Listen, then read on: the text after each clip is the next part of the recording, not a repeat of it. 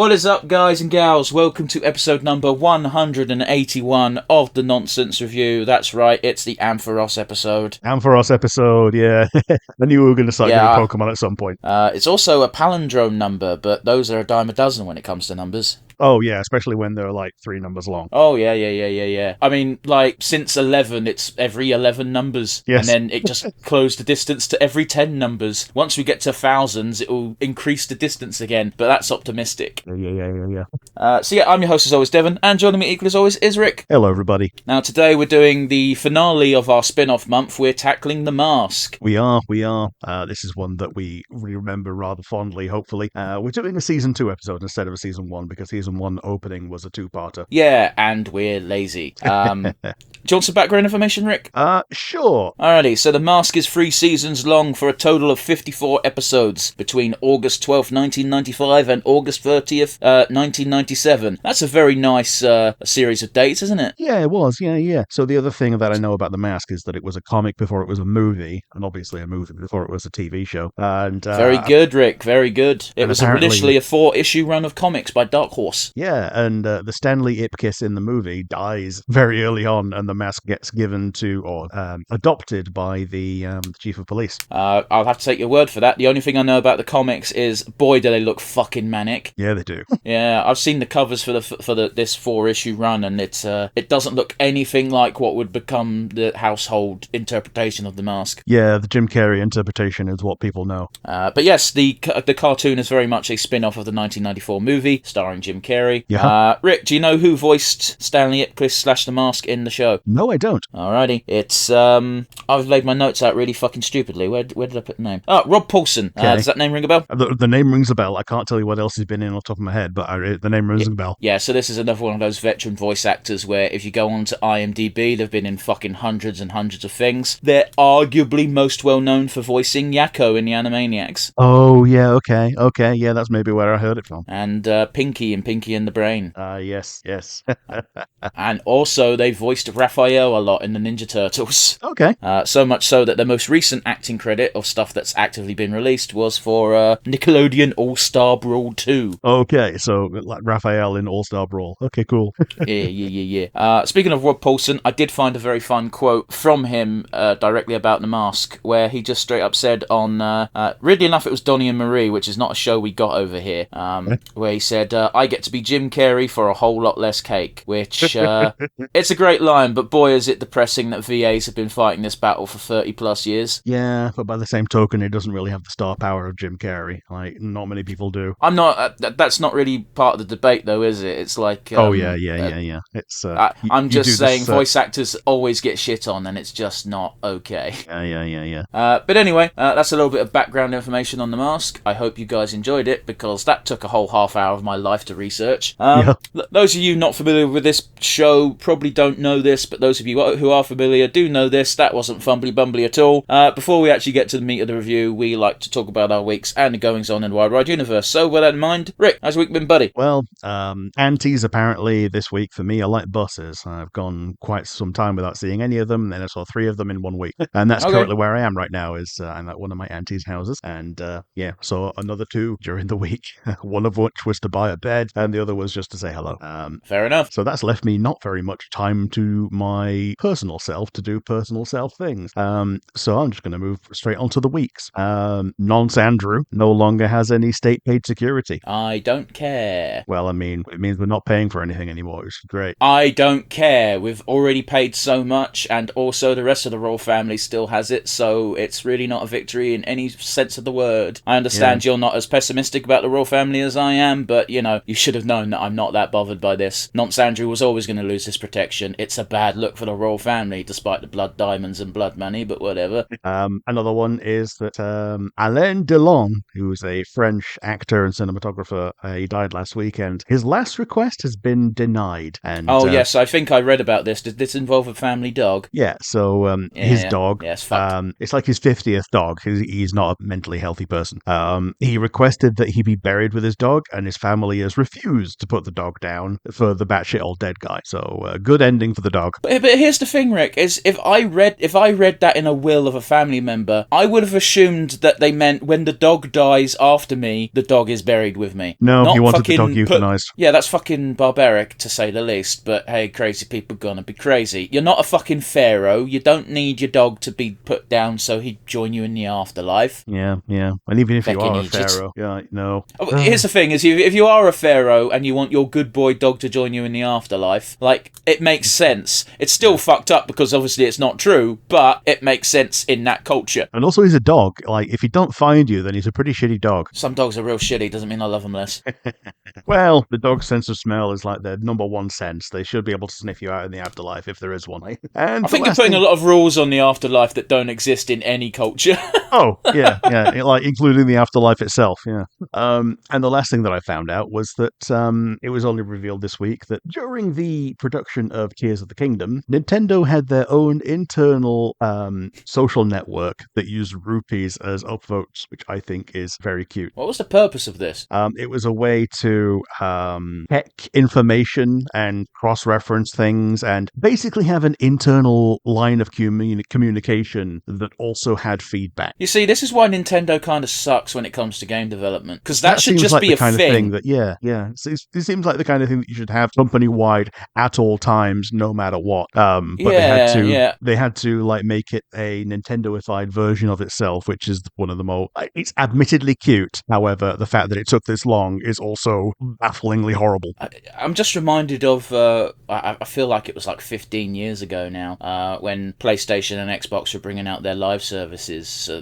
Firmly establishing them. So PlayStation Store and Xbox Live, PlayStation Network, not PlayStation Store. And Nintendo didn't have anything like that because it's like, we don't fucking do that. And they had an American join the company and give advice. And one of the things is they went, okay, so this is why Sony and Xbox are leading right now. They've got these live services, blah, blah, blah. He gave this massive impassioned speech. And what happened is, after the speech, he got taken to one side by one of the senior colleagues and they just went, these people don't know what the fuck that is. You need to stop bringing it up. Yeah. That's the Cliff Notes version of the story I read. Obviously, I'm not naming names because there's a non-0% chance the story is bullshit, but it sounds real. I like the T'Challa thing of going, we don't do that here. Oh, boy. But yes, and that's about it for what I've seen in the world and what I've experienced and what I've done. How about you? What have you seen? What have you done? I finished the Fallout show. Ah, yes, you did. Yeah, that was very good.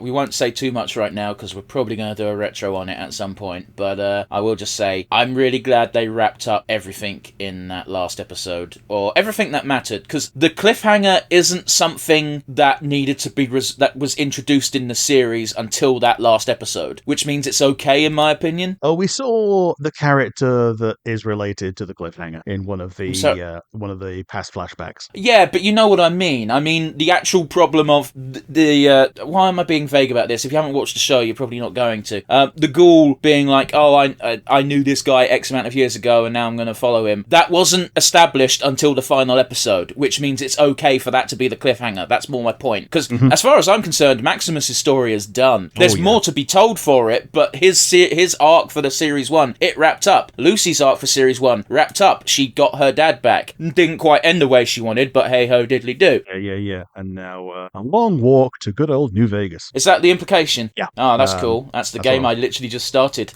Yeah, that's what I was saying. Mr. House appears in the flashback series, flashback scenes, and obviously with New Vegas being a place that they're going to, that means that Mr. House is going to be there as well, I assume. I didn't know Mr. House was in the flashbacks.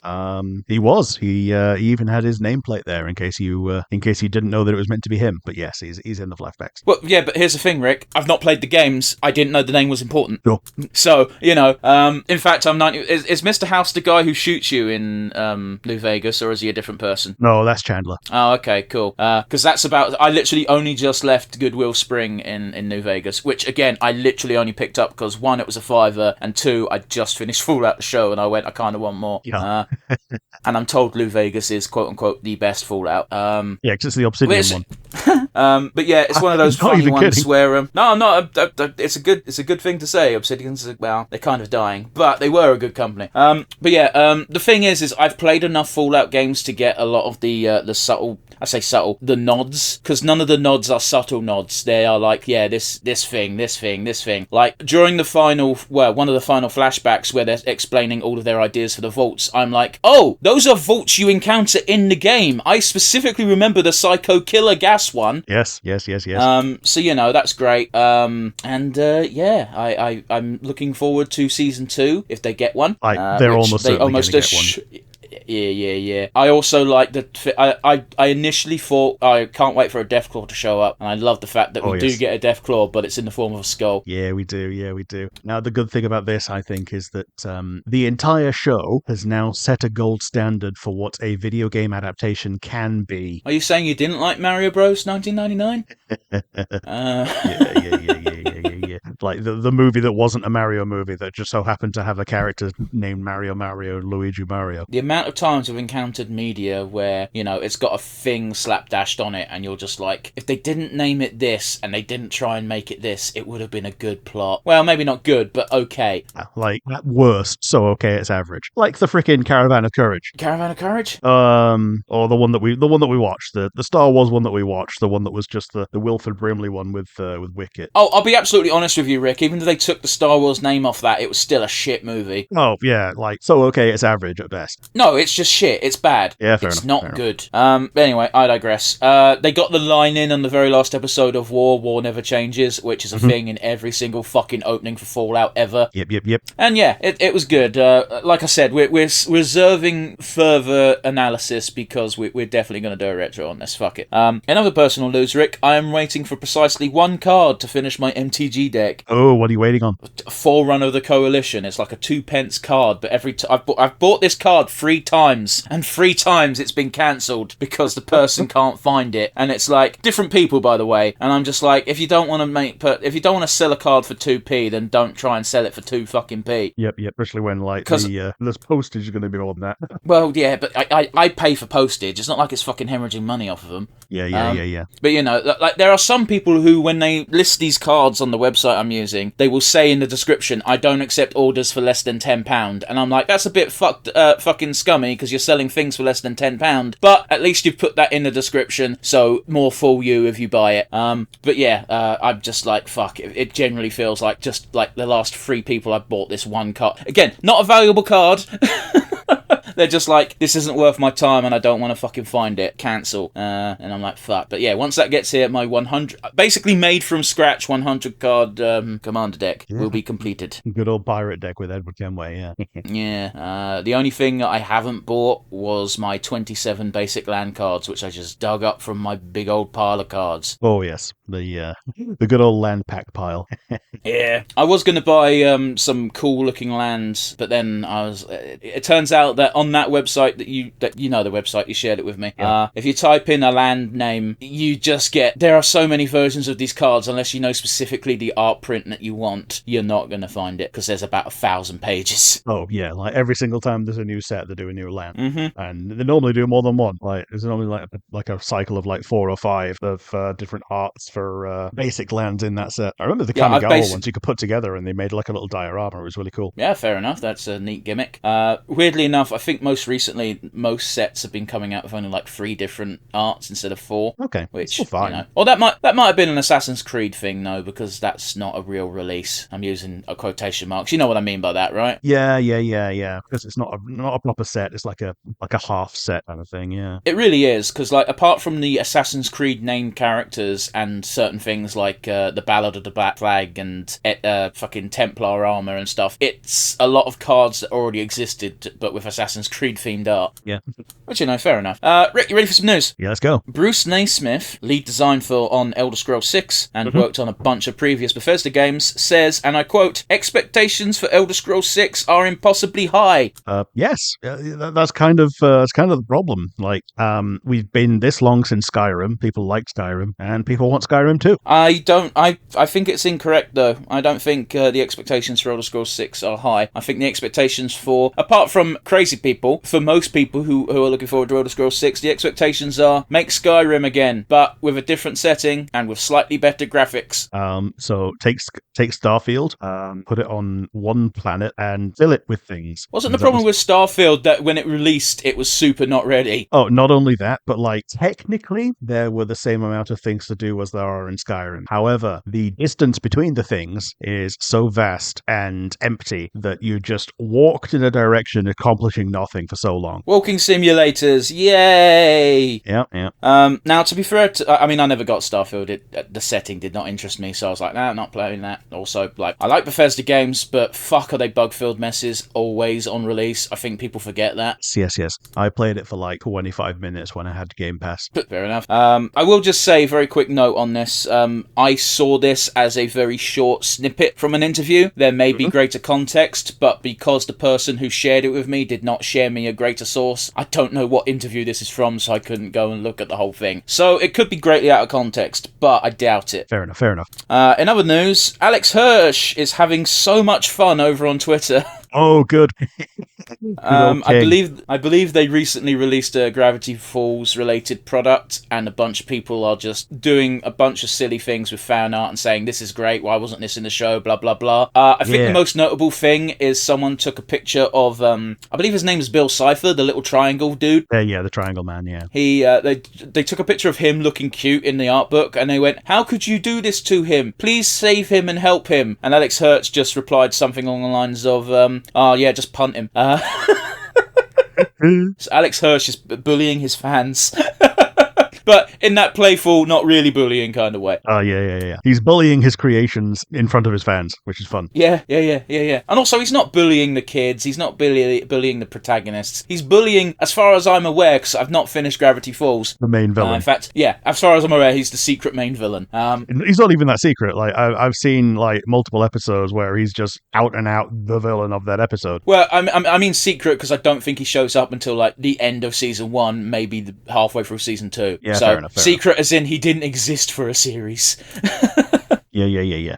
In other news, The Acolyte appears to be cancelled. Oh shit, yeah, I forgot about this. Yeah, we have a bunch of news sites that couldn't find any actual source for this other than the fact that so many news sites are now reporting it, and reporting it so loud that even my dad knows about it. Yeah, so as far as I'm aware, there is no official Disney release saying there will be no more Acolyte, as you say. A lot of this is based on around that all of a sudden the Acolyte stuff got pulled from the store. Yeah. But more than that, someone actually did a breakdown of the numbers, and the budget for the Acolyte was, I believe, twice as big as Mandalorian Season 1. I didn't even bring in like a third of the viewers. Yeah, fair enough.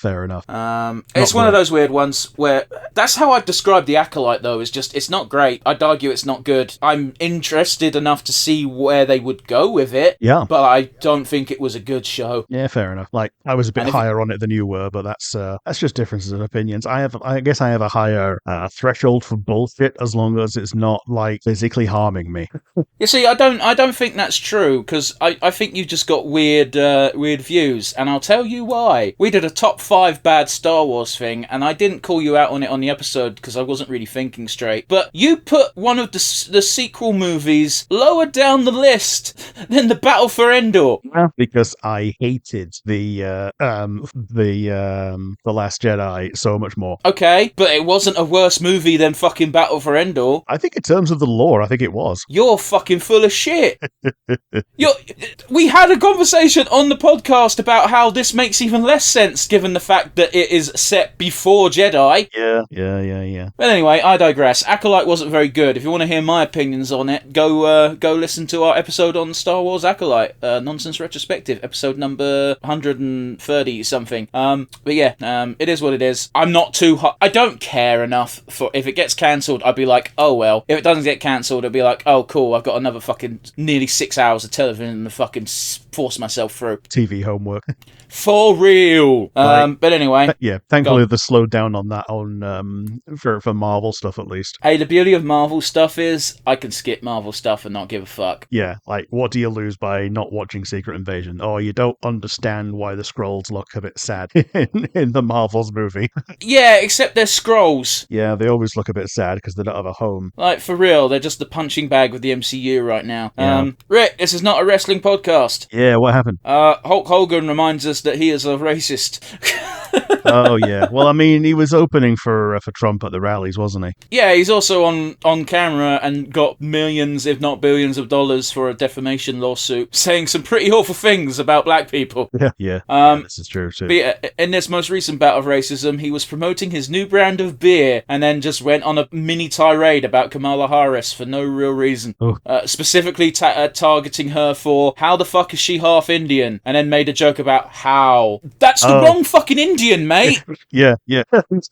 Oh, man. It's, they're not even Indians. Yeah, I know. Like, when someone says they're half Indian, they never mean they're Native American. Oh, no. If you're half Indian, it means a member of your family, your mother or father, came from the country India. Yes. This is a real weird Americanism, because America's the only place that makes this mistake. Yeah, they still keep calling the Native Americans Indians. Yeah. But yeah, even if, that mistake aside, it's still just like, what's your argument here, guys? Yeah. It doesn't make any sense. Oh, anyway. Meanwhile, on the other side of the coin, people who are more deranged are flipping the shit about Obama giving a speech, and at the end he says maybe the president is a black person's job, and they're flipping their shit about, if Trump said that about white people, he'd get crucified, and wrong source of outrage, I guess. I mean, it's one again. We've done this where at the moment the only people voting for Trump are the the people who are properly brainwashed. Even some Republicans are not. They're not outwardly being like, I don't want to vote for the Republicans, but they are sort of like, I'm just gonna fucking hide my face and pretend not to be in this crowd right now. Do you know what I mean? Yeah. Those are the ones that tend not to turn up to rallies because they're only voting financially for themselves and staying at home. And you've got the people who are undecided, and one side is like, these are the policies we're going to make, and the other side is being racist. So a lot of the undecided people are basically going, I'm going to side with the person who's telling me what they're going to do. Anyway, American politics are fucked. In other wrestling news, in my opinion, slightly sadder, Arthur Anoa'i passes at 81. Oh. So this is a real kick in the teeth, because about a couple of months ago I gave you pretty much the exact same news except about Sika Anoa'i, Arthur's brother. Okay. So the Wild Samoans are now both gone. It sucks, man. They were an iconic tag team, to say the least. Yeah. And it would feel remiss not to bring it up. To report both, yes, absolutely. I forget if it was Jimmy or Jay, but one of the Usos put out a very nice statement of our family's going through a rough patch right now, what with losing two members so quickly. Thank you, WWE and wrestling fans everywhere, because you're really helping us get through it. And it's nice for wrestling fans to not be a cesspool sometimes. Yeah, just have an outpouring of positivity in an otherwise tribal sport or entertainment form. Absolutely. I mean, it's just one of those where, like, smart marks are the worst thing in the fucking world. When I watch wrestling, I turn my brain off. Kayfabe is real, because that's the most fun way to watch wrestling. But you've always got people going like, oh, this guy's such a dick backstage, and it's like, yeah, I know, I don't care. Is he a dick to the fans at signings? No? Okay, then that's good enough for me. Does he punch children at the children's hospital? Did the children specifically request being punched? As long as both of those are no, probably okay. I don't think that works, because if you say no, I don't want to be punched, but then get punched anyway, it's still pretty bad. Just like, I really want to see John Cena. Why? No, I want him to do Can't See Me, and instead he comes up and he punches you in the face. Punched in the ass. Yeah. We are very much joking. John Cena is, as far as Make-A-Wish is concerned, he's a saint. Oh yes, absolutely. Rick, what are we doing today? We're doing The Mask. We're jumping, as we said, straight into season 2, episode 1, Comedy of Eras. 3, 2, 1, and go. Yeah, so Rick did this thing on purpose where he pronounced errors as eras. Because it's spelt eras as in time periods, as opposed to the usual phrase of comedy of errors. Yeah, the good old whatchamacallit, Shakespeare play. Yeah, my personal take on comedy of errors is cavalcade of fuck-ups. Yeah.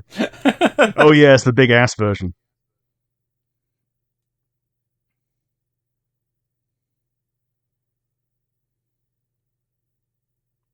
So something interesting about the mask is, like, he's meant to be, it's meant to be a relic of Loki, isn't it? Yes. Yes, yes, yes. So that's why he does all the tricks and stuff with all this amount of essentially unfettered comedy power. Mm-hmm. So yeah, he's imbued with the powers of a trickster god, but also fundamentally wants to do good. Mm-hmm, mm-hmm.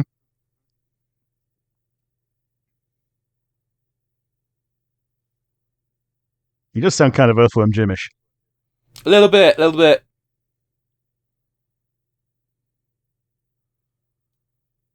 So her surname is Kronos, Oh yes, Dr. Amelia and Kronos. it's called A Comedy of Eras. I think time travel's going to be involved, Rick. Maybe.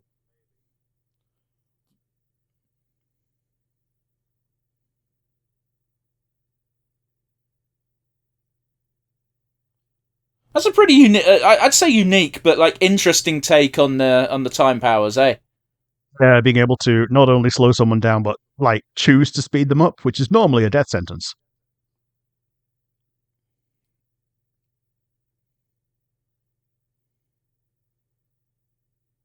Oh, into his ass. Oh, okay. She shot his ass. I thought she teleported into his ass. This is still a kid's show, Rick. Mm.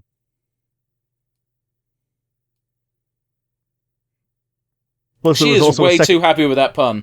Yeah, there was also a second copy of her in the background in a previous scene, but I assume that was like a an intentional thing of yeah, she's jumping around the time space time continuum. But they Oh, just he's showed you being that but they just showed you that, Rick. That version vanished once she got touched. yeah, yeah, yeah. Oh, Puppy Milo.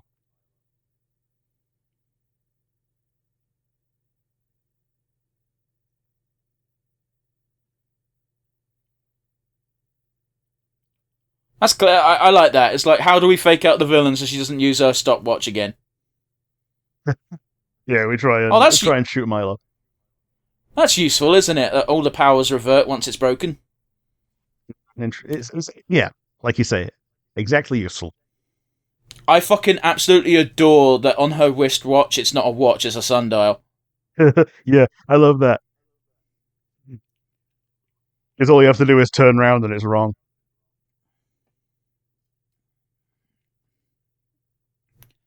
That's not true.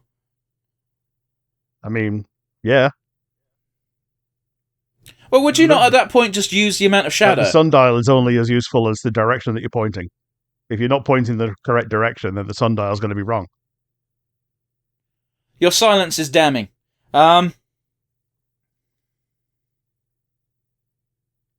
Rick, if you're Sure, talking, I sure. can't hear you. I am right now. But were you talking to that during that entire point of silence where I was waiting for you to respond and then you didn't? Well, you didn't leave much time to respond after. Yeah, you just look at the amount of shadow, and then you told me that my silence was damning. But that's not what happened. On my end, there was a bunch of silence. That's why I said your silence is damning. Okay. That's Okay. so clearly there was some fucking lag fuckery, and that's fine. But it's something that needs to be established. Look at that Carl Gas motherfucker in the other suit. He does look a bit like Kyle Gass.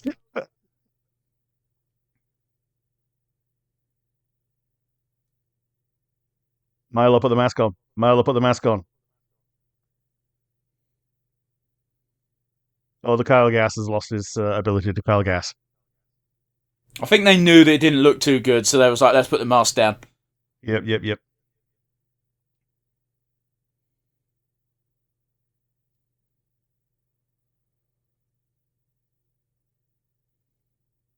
Justice! Just ice.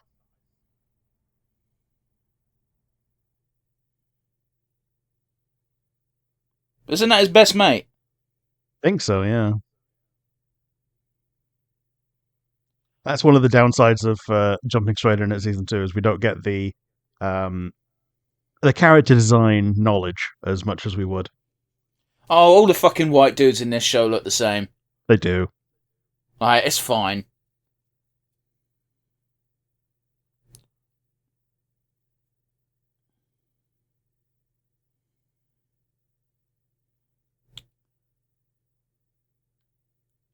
And yeah, the dog knows.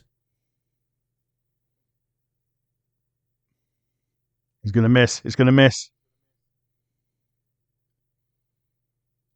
He's going to bounce between his crotch. Oh, no, it didn't miss. Like, why would they bother animating that, Rick, just for it to miss? Does it look like it was going to...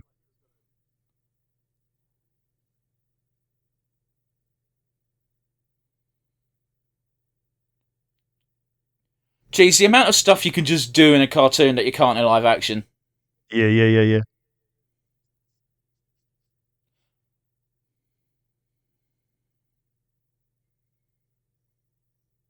It's such fucking Looney Tunes bunny rabbit Bugs Bunny logic of until it's recognised, the laws of physics don't exist.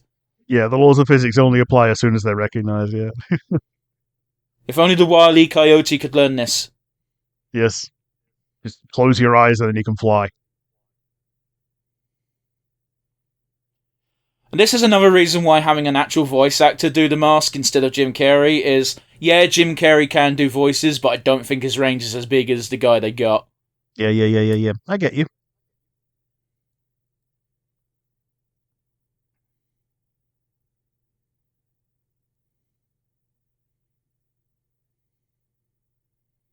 That is always the same fucking joke everyone ever makes. Joke. Always the same gag. Then we had the they ad did break. They did that joke in fucking Bottom, where Eddie said, fire at will, and Richie just goes, do you know these people? Which one's Will? How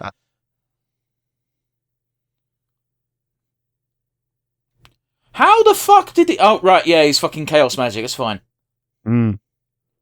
Made sure they were all wearing the same set of spotty underpants.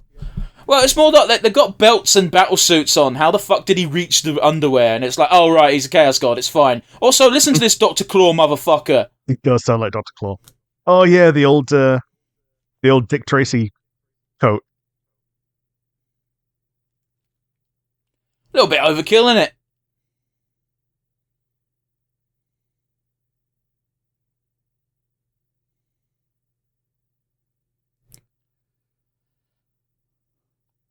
Ah, he said the line.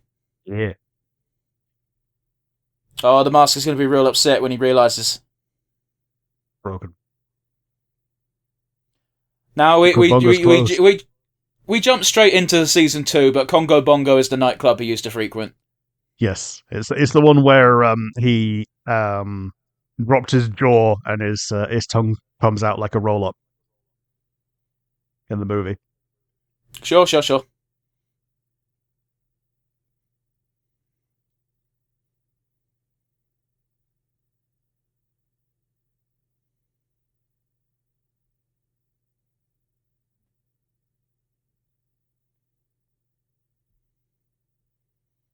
It's a pretty good second pick. Yeah. I will number say one, it's dancing. Number 2, revenge. It was a very nice visual, having everything being grayscale except the mask. Yeah. Really helps him pop. Yeah, like the whole world is grayscale. Well, okay. Well, that's the reason why I stopped myself short as well, because I saw that a second ago. Yeah.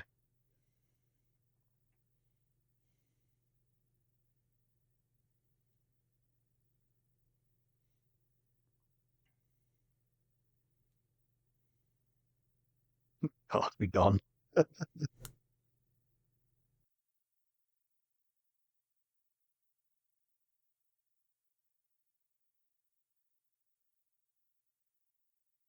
That's convenient, but it's also the mask, so... Yeah. That's the beauty of this show right now, is just like, here's a bunch of bullshit that shouldn't happen, but then you're like, it's the mask, so it's fine. Yeah, absolutely. It's the mask, it's fine, and we're not even halfway through, so that's where the plural of the comedy of errors is coming in. Yeah.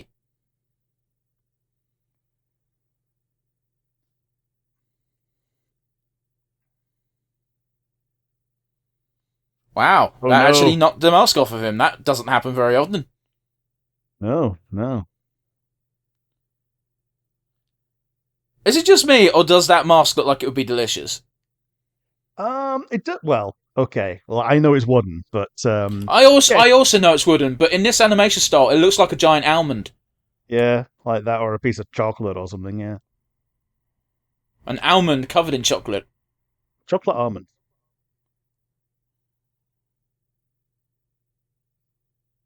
Is it just me, or is that super conservative style weirdly hot? It kind of is.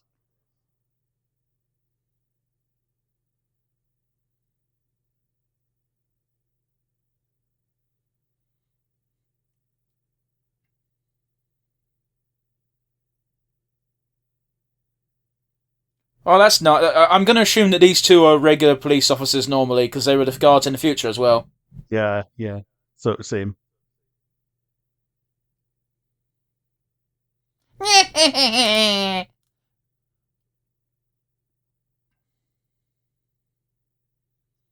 Oh yeah, if you act like a raving lunatic, that's enough to fucking get you put down in those times. Yeah, yeah. People are just gonna assume you're a witch, not the lady who looks like an Oh, he's actual not a witch. witch, he's a warlock. And Rick has dropped from the call, so that's interesting. And fun. And super not going to fuck up this recording, eh, guys? Oh no, it's always a worry when I have to carry an episode on my own, because I got nothing to say, except for acknowledging the fact that Rick's not here. I'm assuming that's his girlfriend. Fucking hell. It's a bit fucking extreme, no trial or nothing. Ah, okay, I see. Very clever. Burn the witch! Although we've already established he's technically a warlock, but whatever.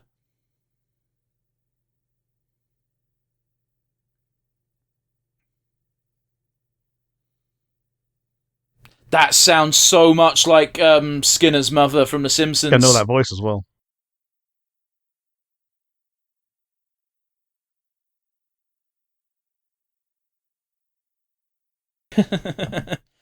Rick's joined the call again, so I can stop fucking floundering.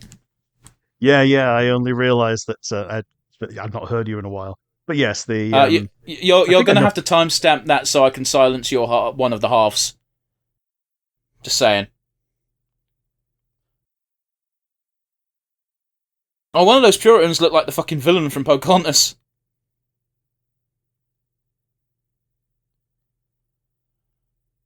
I'm going to assume you're focusing on writing a timestamp down, because yes, otherwise... I am. Yeah, because I don't have a mouse, so or a second screen. You could have just typed it on your phone and did it afterwards, my dude. It's fine, whatever. I'm using my hand to hold the microphone. Okay.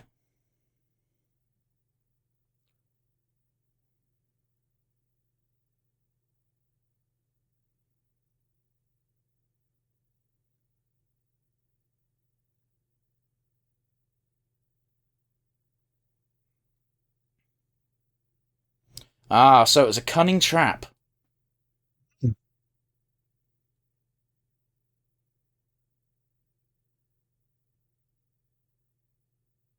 So she's proving to be one of the most intelligent villains that he's had so far. You say that, but a lot of the villains are fairly intelligent in this show. It's just the mask is bullshit. Yeah.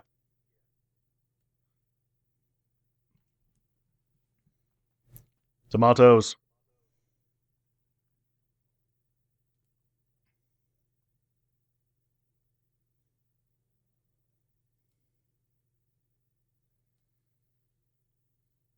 I mean, all jokes aside, like that really was the dumb bullshit justifications back in the day.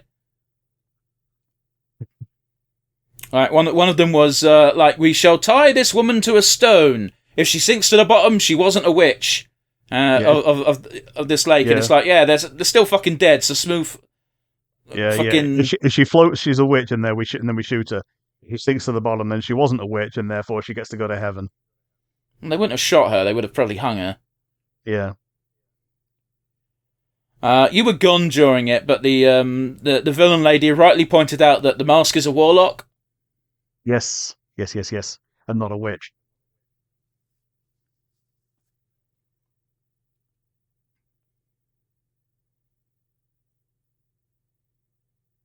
Blood money.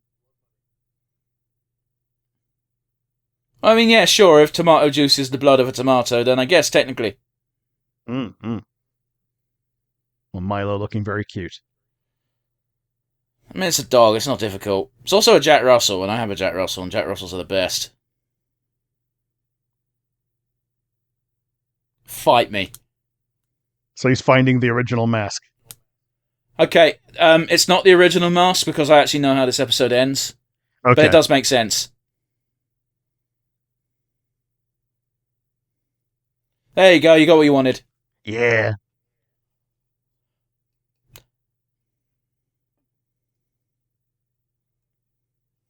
Somebody watched Street Sharks and wanted to draw one.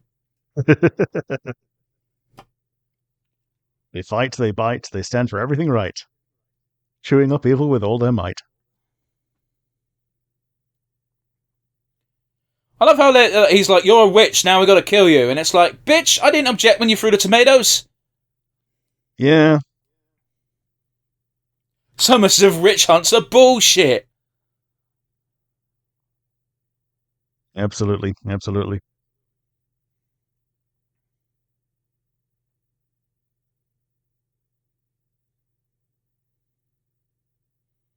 Milo is such a smart dog.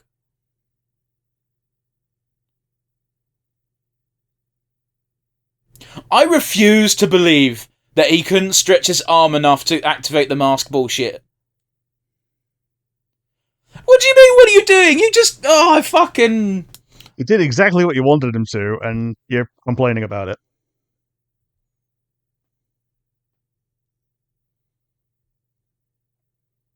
I do love that fucking translation of, we don't know how to do oldie English, so we're just going to do if. On everything, yeah. Yeah, grab a fin. Do with this, do with that. Oh, he's going to Popeye now, is he? Oh, please do. Damn it, I was hoping he'd get the silly Popeye proportions. Oh, no, he's a fucking lucha. I am the Ultimate Warrior! You will fuel the spaceship as we ascend with the skeletons! Man. I'm not joking, that was the caliber of Ultimate Warrior promos back in the day. They were the fucking best. I can't... it's almost impossible to do a Warrior promo without doing the shouting. But there's definitely one where he's fueling the rocket ship to go to space, and he will descend with the skeletons at sacrifice. Yeah. I watched I watched the mathematics one yesterday again. Oh, Scott Steiner! Yeah, the Steiner mathematics, yeah. Yeah, it's so the good. The numbers don't lie. My favourite reaction to that promo is a mathematician watching it, and then straight up saying, the math is correct, the numbers are bollocks, but the math is correct. 143% chance of winning. If you take that and you add my 33.5% chance of winning, then that means, Kurt Angle, you're going down a sacrifice. Drastic. Your number's drastic. Go down.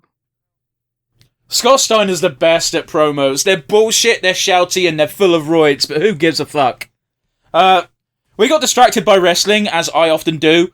Oh, she's gone from old lady to baby. You know, some villains, that's their main motivation in their deeds, is to become a child again. Yeah, or at least a teenager again. Burn the witch!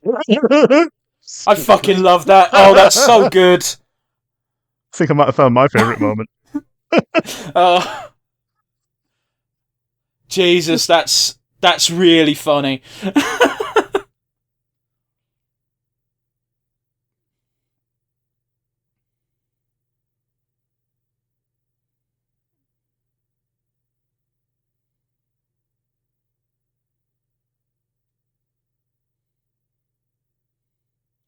So yeah, you were right, by the way. It was the original mask. Yeah.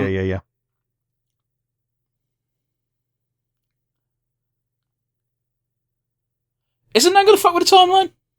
A little bit. Yeah, she might be, the ancestor of too many people now. Oh, how convenient.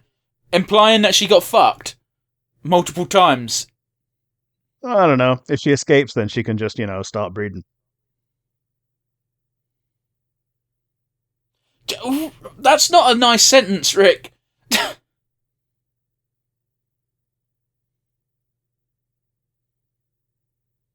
Time to go to the Coco Cabana? Oh, Coco Bongo, sorry, I was thinking of the fucking song.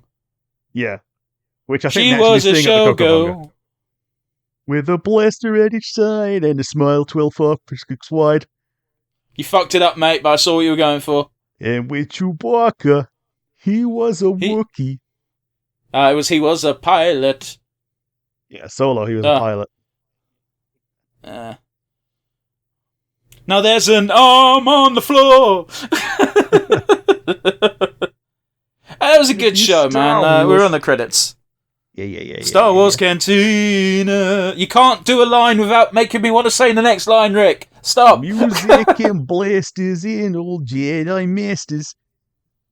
Okay, so my favourite thing... Oh, Dark Horse Entertainment. That explains quite a bit, seeing as they published the original comic run. Something I liked about those closing segments is, I'm sure you noticed it as well, is in each card you had several illustrations of the different forms the mask took, specifically in this episode. Yes. So we saw the boxer and the wrestler. Those two stand out quite a bit, but some of the more basic ones as well. It's a shame we didn't get a pencil outline of him just holding the pilgrim mask in front of his face. But I digress. Rick, we're wrapping up the finale of Spin-Off Month quite strongly. What did you think? It was a fun little romp into the lore of the mask and all that. Obviously, I liked it. We had a few giggles out of it. And it's just one of these things that just translates really well to cartoons. I think there's a reason that it got 3 seasons. Yeah, it's because fucking Dark Horse. What else is Dark Horse doing?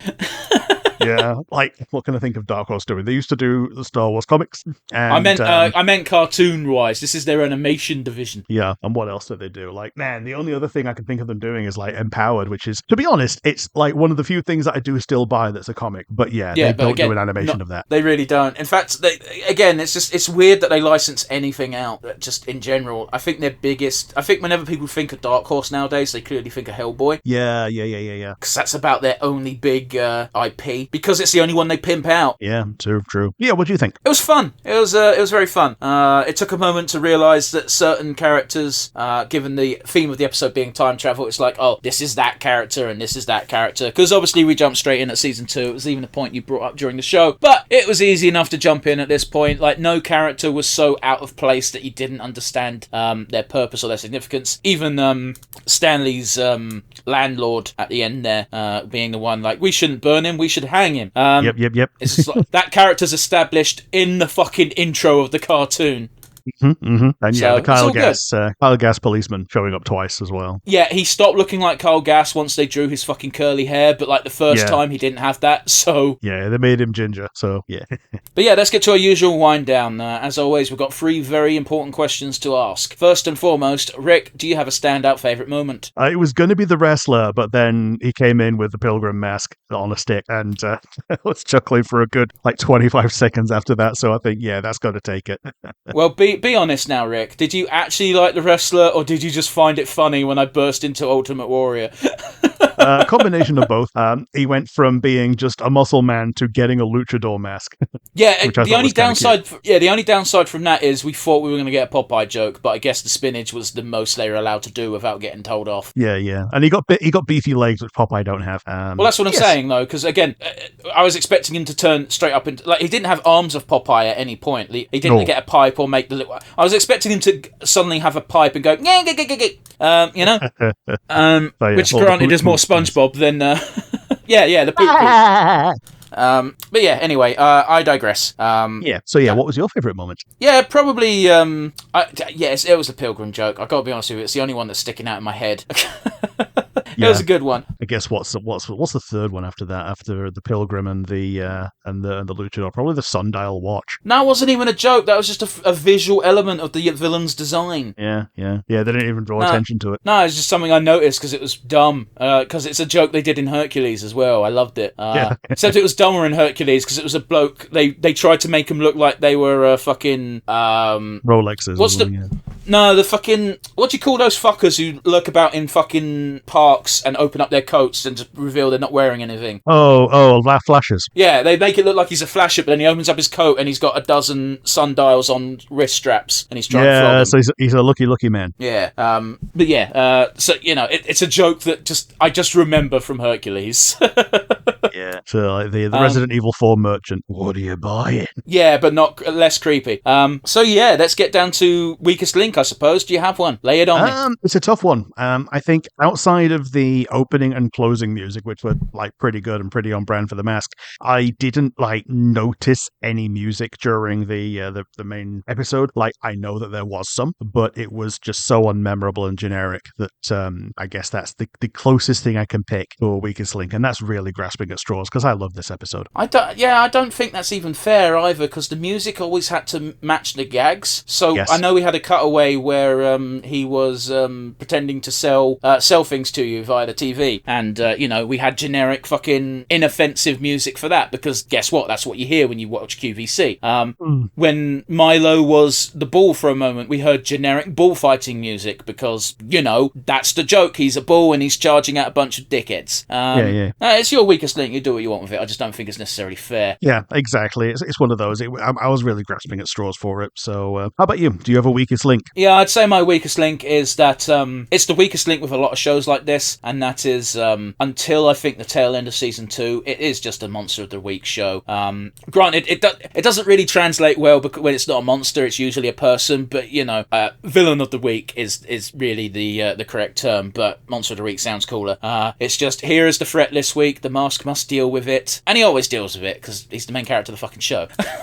Yeah, totally. But then again, it's that weird one. It's a villain of the week show, but the point is never the mask beating the villain. It's how silly can the mask be while doing it. Yeah, and how much fun can he have? Yeah, and unfortunately we see the usual flaw of mask episodes, and that is the only way the mask is vulnerable is when the mask isn't on.